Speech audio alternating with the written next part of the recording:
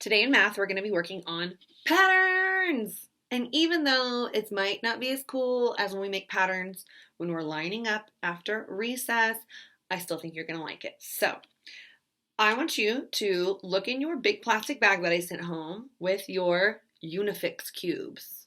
Did you know that's what these are called? I call them that in the classroom, but I don't know that we've ever talked about it. We want to get out our cubes, and you should have 6 of each color. So I want you to count them. Make sure you have 6, okay?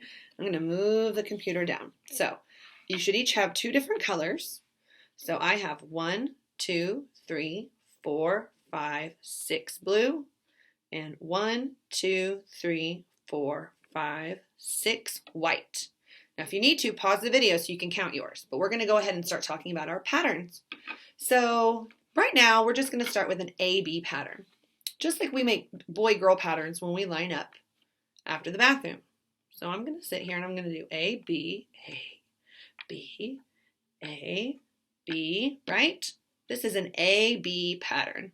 Pretty easy. We make these quite a bit. But what if I switched them?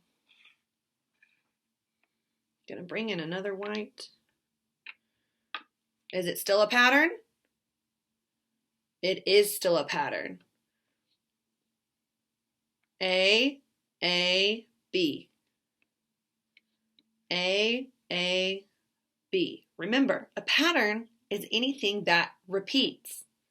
Now, what if I got really crazy and I added in an extra white one?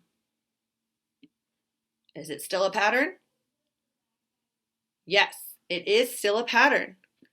A, B. A, B. Now, if we were making this pattern with ourselves in the line, that would be a lot of girls, right? Because girls are usually the A's when we make our patterns. That would be a lot of girls in our classroom. Maybe all of our boys were out that day. So let's try one other one. What if we brought in more of our blues?